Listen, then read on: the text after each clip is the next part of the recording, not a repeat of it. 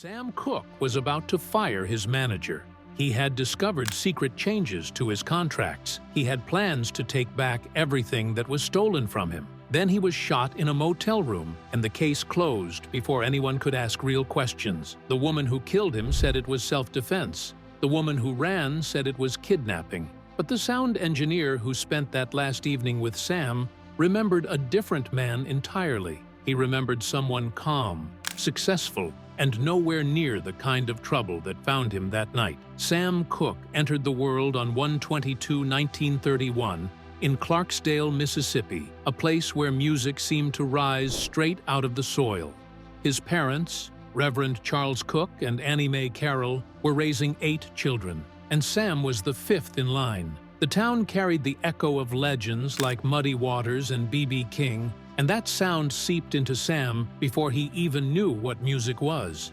When he was still a toddler, he liked to gather sticks from the backyard and line them up as if they were people waiting for him. He would sing to them for as long as his voice held out. It was quiet play, but anyone watching would have seen a spark forming. Those tiny stick audiences were the first to hear the voice that would one day change everything. 2 years later, in 1933, the family packed up and joined the Great Migration. They chased hope north and settled on Chicago's South Side. The streets were loud with culture, struggle, and ambition. Bronzeville wrapped itself around them with its clubs, churches, and crowded sidewalks. Reverend Cooke soon became an assistant pastor, and the church turned into Sam's classroom. Gospel ruled that world, and he stood close enough to see the giants up front: Thomas Dorsey, Mahalia Jackson. Their voices, strong and unshaking, showed him how music could lift people. Chicago sharpened him. It pushed him to understand not only the beauty in gospel, but also the fight behind it. And these early lessons built the foundation for the soul music he would eventually shape. By age 6, Sam had his first group. He and his siblings stood in their father's church, calling themselves the Singing Children. Their voices filled the room on Sundays, and soon they were traveling to churches in Illinois and Indiana. People felt something when Sam sang. They said his tone made them shiver. The group had children as young as 4 and as old as 13, but Sam drew the eyes every time. Those moments across church aisles taught him discipline and taught him how to guide an audience. Without realizing it, he was already taking steps toward a stage far bigger than any church could hold. Years passed, and by 1945, at only 14, Sam joined the Highway QCs. This group was new, built by teenagers from Highway Baptist Church, but they took gospel seriously. By 15, Sam became their lead singer, sounding older than his age and moving crowds in a way most young singers couldn't. During those years, he grew close to his neighbor Lou Rawls, who sang with a rival group before joining the QCs himself. The two boys pushed each other. From 1945 to 1951, Sam crafted a stage presence filled with grace, confidence, and an intensity that made young women whisper in the pews. Those 6 years shaped him into a performer who understood rhythm, emotion, and control. Everything he learned there would follow him forever. In 1950, the call that changed his life arrived. He was just 19 when Roy Crane from the Soul Stirrers asked him to replace their legendary lead singer, R.H. Harris. Harris had left after growing tired of the behavior he saw on gospel tours. He felt the purity was fading. Sam stepped in first through Paul Foster's temporary lead, then fully took over. At first he tried to copy Harris, but his own voice kept slipping through. He carried a lighter tone, a sweeter reach, and he wasn't afraid to stretch a note until it melted. Slowly, he created a sound no one had heard before. Gospel had never sounded so smooth or so full of longing. This shift would soon open the door for soul music. That new sound glowed in 1951 when he recorded "Jesus Gave Me Water." It had been recorded in 1950 but released a year later, still under the name Sam Cooke. His runs slid like silk. His phrasing stretched the word water in a way that showed respect for every ounce of its meaning. Even R.H. Harris admitted that Sam had taken the foundation of the yodel technique and shaped it into something completely his own. The Soul Stirrers used dual lead harmonies in the recording, creating a layered sound that felt almost heavenly. People listened and knew immediately that gospel music had entered a new era. Between 1950 and 1956, Sam and the Soul Stirrers gave gospel some of its strongest classics. Songs like How Far Am I From Canaan, written by Reverend W.H. Brewster, Jesus Paid the Debt by Molly Wilson, and One More River shaped the group's identity. Sam didn't write them all, but the way he sang them made them unforgettable. He turned traditional melodies into emotional journeys. Young listeners heard something gentle and something daring all at once, and older church members felt both comforted and challenged. His delivery was becoming the bridge between sacred and secular, even if he wasn't fully aware of it yet. By 1956, that bridge began to tempt him. He watched fellow specialty records artists like Little Richard and Larry Williams rake in money, drive Cadillacs, and live the kind of life gospel singers could only dream of. Art Roop, who ran Specialty, noticed the shift in Sam. Gospel had been half the label's releases when Sam joined, but secular hits changed everything. Sam saw the change too. He wanted success beyond church walls. So in 1956, he rewrote a gospel song called Wonderful into a secular track titled Lovable. Church communities were outraged. Some called it betrayal, but Sam kept watching the world around him and knew that his talent could reach further. The door was opening, and he was ready. In 1957, he stepped through that door and added an E to his last name. Cooke became Cooke. It felt elegant, like a new chapter written in cleaner ink. He wanted to stand apart from his gospel past and build a polished image fit for mainstream audiences. This shift came during his move to Los Angeles and his new deal with Keane Records. The added letter wasn't a mistake or a whim. It marked his rebirth. It pushed him away from the controversy surrounding Lovable, which he had released under the alias Dale Cooke, and guided him toward a place where his identity could be crafted without limits. But before his rise could fully bloom, conflict hit hard. On 6/1/1957, at Specialty Studios in Hollywood, Art Roop walked into a session and found Sam recording Summertime with white female backup singers. Roopie expected something loud and wild like Little Richard. Instead, he heard smooth pop with a gospel core. He exploded at producer Bumps Blackwell. Voices rose. The vision for Sam no longer matched the label's expectations. By the end of the fight, both Sam and Blackwell walked out. That single argument cut his ties with Specialty forever and sent him toward Keane Records, where he would become a star. That rise began the moment You Send Me reached the world in 9/1957. The song started as a B-side, but radio stations flipped it immediately. By 10/1957, it broke nationwide. In 12/1957, it hit #1 on both the R&B chart and the Billboard Hot 100, holding the top spot for about 2 to 3 weeks. It sold somewhere between 1,500,000 and 2,000 copies. White singer Teresa Brewer even rushed out a cover version, trying to claim the broader pop audience, but for the first time, the original stayed stronger. Sam's voice crossed barriers that most black artists were held back from at the time. Reverend Cooke watched all this unfold and surprised everyone by giving his blessing. In 1956, he told Sam, "You're going out there making money, boy. Don't let anybody tell you nothing about no church song." He later added that God had given him the voice and must have wanted him to use it for joy, because church communities weren't gentle. Many gospel singers shunned Sam. Some whispered that he had chosen the devil by stepping into pop. Bobby Womack summed up the attitude when he said you could not serve God and sing pop at the same time. But Sam had his father's support, and that support helped him face the backlash. With You Send Me, his impact spread across a divided nation. In 1957, America was still locked in segregation. Yet Sam gathered crowds of black and white listeners together. Tour schedules had to be changed because some cities like Birmingham and Columbus, Georgia, didn't allow black and white performers to share a stage. Still, he kept moving forward.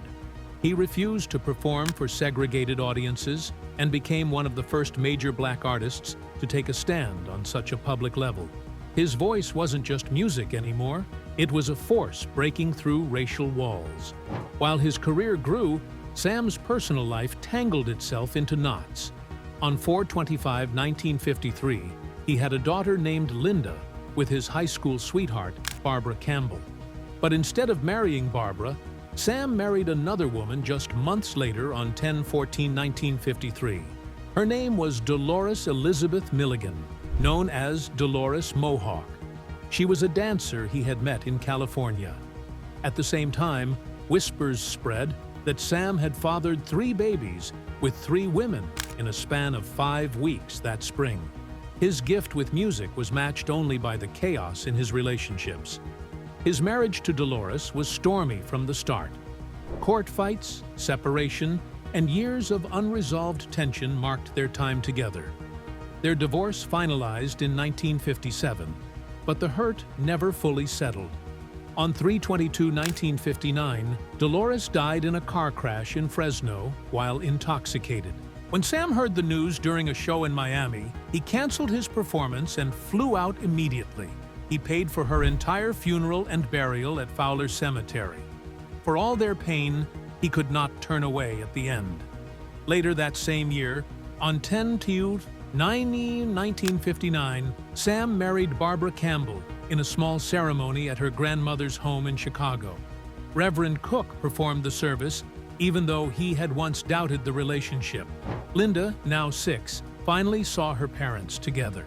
After the wedding, Sam and Barbara moved to Los Angeles and built a home in the hills as his career soared with hits like Chain Gang, Cupid, and Twistin' the Night Away. Their daughter Tracy arrived on 9/6/1960, and their son Vincent was born on 12/19/1961. The house felt full and bright. Sam was running his own labels, SAR and Darby Records, and he guided young talents like Billy Preston. It seemed like everything was finally right. Then, tragedy collapsed the world around them. On 6/17/1963, 18-month-old Vincent drowned in the family's pool. Sam shattered. He blamed Barbara, and she carried that weight alone. He stopped recording for months and drifted into heavier drinking and long stretches of silence. Friends said the sparkle in him dimmed. He moved through each day trying to outrun a pain that felt endless. Many believed his growing infidelity was another way he tried to escape the grief. The loss of Vincent left a wound that never healed, and just 18 months later, Sam himself would be gone. In early 1963, Sam Cooke felt something was wrong, even before he had proof. His records were selling everywhere. His voice was on every radio, yet RCA Records kept ignoring him. Calls went unanswered. Requests to review his accounts were brushed aside. The silence became louder than the music. So, Sam brought in Alan Klein, a tough accountant with a reputation for walking straight into locked rooms. Klein demanded RCA open the books. Resistance was expected.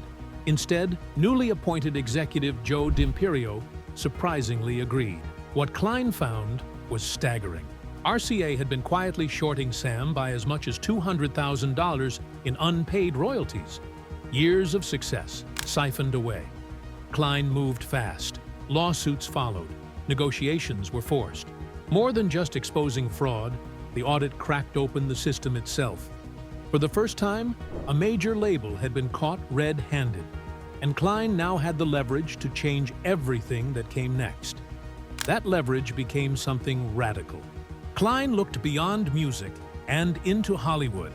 Actors like Burt Lancaster were producing their own films while studios only distributed them. Klein asked a simple question: why not music too? The answer became Tracy Litated, named after Sam's daughter. Under this structure, Sam would produce and own every recording. RCA would only distribute them. No ownership, no control. RCA pushed back hard at first, demanding permanent rights. Then something unexpected happened. They agreed to a 30-year distribution window. After that, everything reverted to Tracy. Klein was stunned. Columbia had only ever offered 50-year reversions, which were nearly meaningless. Capitol had flatly refused Frank Sinatra. Yet RCA said yes. The deal guaranteed Sam $100,000 a year for 3 years, plus $75,000 for 2 option years. At minimum, $450,000 was locked in. More importantly, Sam had become something no major artist had ever truly been before: his own record company. This changed the ground beneath the industry. Instead of labels owning masters, Tracy Letid pressed and packaged Sam's records, then sold them directly to RCA for distribution. Sam owned his masters. RCA received a modest 6% for distributing them. That was it. Creative control stayed with Sam. Extra revenue streams stayed with Sam. Money that labels had always quietly kept now flowed back to the artist. Decades later, artists like Prince and Taylor Swift would fight public battles for this same right. Sam had already won it in the early 1960s. Klein had taken a Hollywood power model and dropped it straight into music, reshaping what was possible. To protect Sam from massive tax hits, Klein structured Tracy in a way that looked clever on paper. Klein was listed as the owner. Sam was listed as an employee. For the first $100,000 payment, Sam did not receive cash. He received preferred stock in Tracy. Similar to bonds that paid fixed dividends, the brilliance was simple: no taxes until the stock was sold. The certificates went straight into Sam's California bank account. He loved it. On September 27, 1963, while touring in New Orleans, Sam was so pleased that he made a sudden decision. He asked Klein to become his manager. Klein hesitated. He had never managed anyone. Sam smiled and said he had never written a song before he wrote one either. Klein accepted, fully aware that he had just locked in more money for Sam than the singer had ever seen. The truth only surfaced after everything fell apart. Klein had quietly altered Tracy's paperwork, naming himself as the true owner. Sam was only an employee. Then came December 11, 1964. Just 15 months after the Tracy deal, Sam Cooke was shot and killed at age 33 by motel manager Bertha Franklin in Los Angeles, under circumstances that remain deeply disputed. Sam had no will. That single detail changed everything. Because Klein was listed as the owner, Tracy immediately belonged to him. Sam's widow Barbara, grieving and desperate, turned to Klein for guidance. She did not know he already controlled it all. In 1968, Klein purchased the remaining music and publishing rights from the family for just $350,000. It was a fraction of their real value. Sam's family never received royalties. Klein and ABKCO profited for decades. Just months before his death, another moment unfolded that carried its own weight. On February 25, 1964, after 22-year-old Cassius Clay shocked the world by defeating Sonny Liston, 4 black icons gathered at the Hampton House Motel in Miami. It was one of the few places that welcomed black guests during segregation. Inside the room were Clay, Malcolm X at 38, Jim Brown, and Sam Cooke. Within hours, Clay would announce his conversion to the Nation of Islam and soon take the name Muhammad Ali. The civil rights movement was boiling. Each man in that room felt the pressure of history pressing in on him. During the night, Malcolm X challenged Sam directly. He questioned why Sam's songwriting had not yet fully confronted the struggle unfolding in the streets. Malcolm played Bob Dylan's "Blowin' in the Wind" and pointed out the irony. A white folk singer from Minnesota had written a protest song that spoke louder to the movement than Sam's catalog of love songs. The words stung. Malcolm believed black artists with mainstream success had a duty beyond entertainment. What he did not know was that Sam was already listening, already watching, already feeling the weight of responsibility settle in. That feeling had started months earlier. In August 1963, Sam watched the March on Washington on a hotel television during a tour break. He heard Peter, Paul, and Mary sing Dylan's song. Those close to him said Sam was not angry. He was inspired. Producer Lou Adler later said Sam did not care about race. He cared about sound. What mattered was the truth in the music. Sam had lived Jim Crow. He had been turned away from hotels. He had felt the sting personally. That night, something clicked. He knew he had to speak. The result was A Change Is Gonna Come, written in 1963. It pulled from Dylan, from Pete Seeger, and from Sam's own life. The production was heavy with strings and horns, the vocals aching and steady at the same time. In late summer 1964, Sam played the first pressing for his family in their Bronzeville kitchen. He told them it was the hardest song he had ever written. His brother remembered the room going quiet. Bobby Womack said the song scared him because it sounded like death. It became the movement's anthem, capturing pain and hope in a way few songs ever have. Malcolm X, meanwhile, knew his own time was running out. Death threats followed him everywhere after his split with the Nation of Islam. Throughout 1964, the rhetoric grew darker. Cartoons depicted his severed head. Statements called him worthy of death. On February 19, 1965, Malcolm told Gordon Parks that the nation was trying to kill him. On the night of December 11, 1964, a young woman named Elisa Boyer told police that Sam Cooke had taken her to the Hacienda Motel in South Central Los Angeles against her wishes. She was 22, frightened, and said she kept asking him to bring her home after they left PJ's nightclub. Instead, she said he drove his red 1964 Ferrari to a motel that charged only $3 an hour, a place known for sex work and quick visits.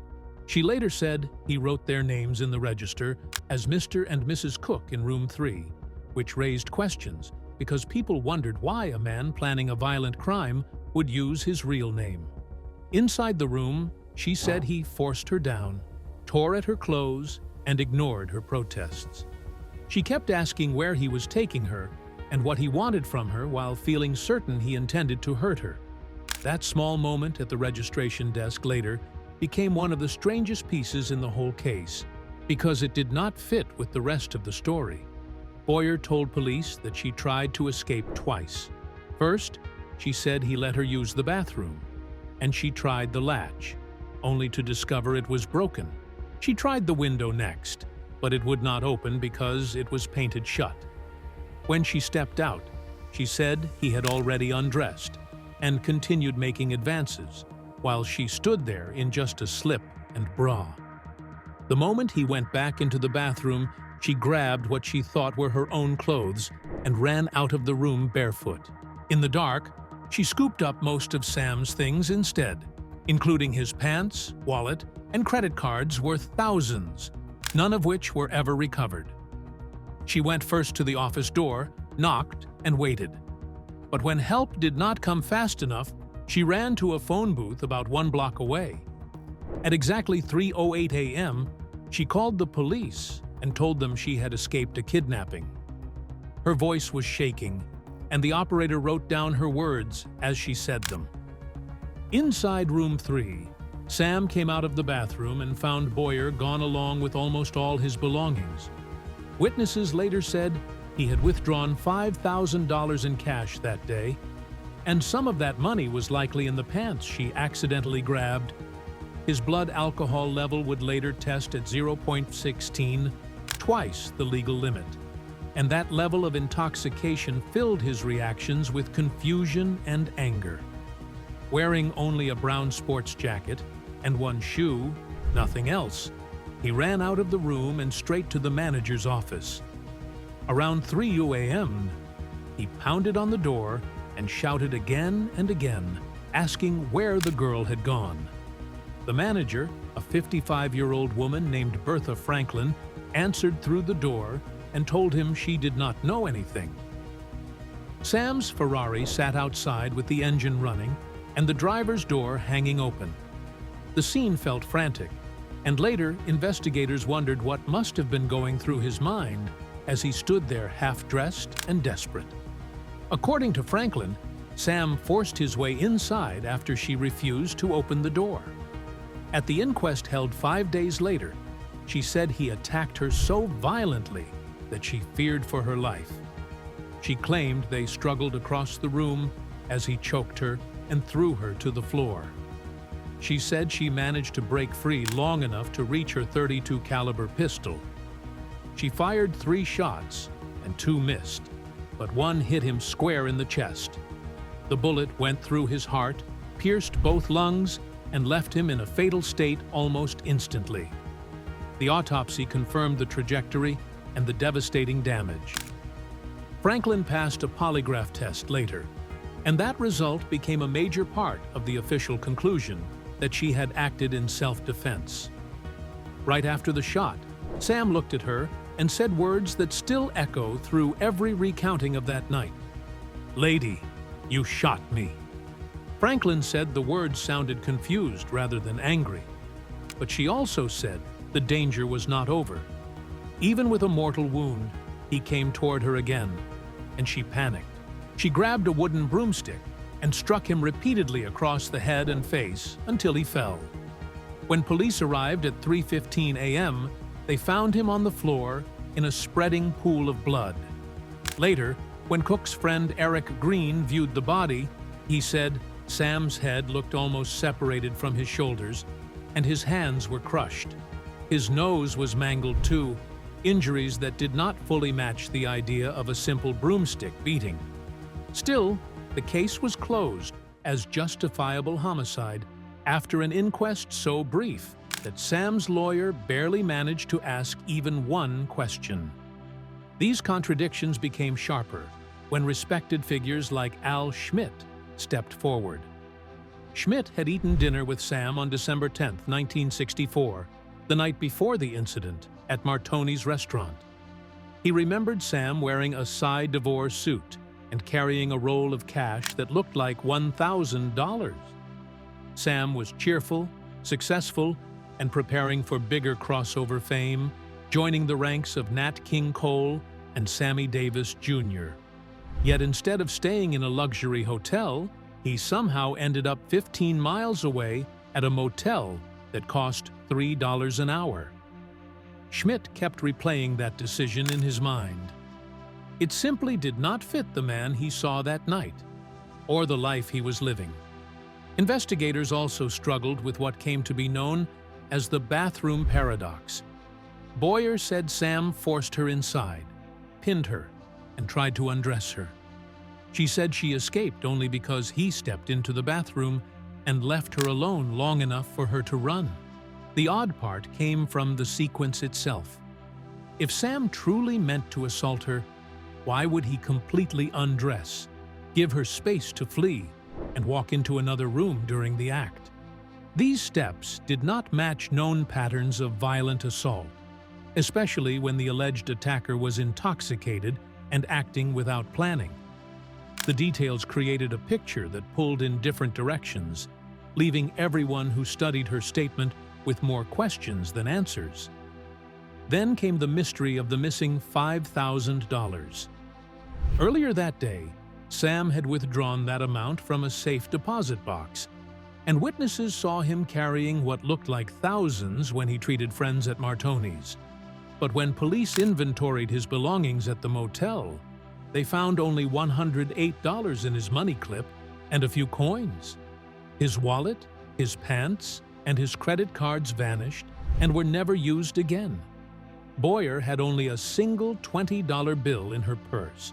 The gap between what Sam had and what remained was too large to ignore, and this missing money pushed many to believe robbery sat at the center of that night's events.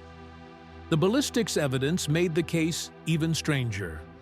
Franklin said she shot Sam 3 times with a .32 caliber pistol, but forensic findings showed that the fatal bullet was actually a .22 caliber round. That meant the weapon Franklin claimed to use did not match the bullet that killed him.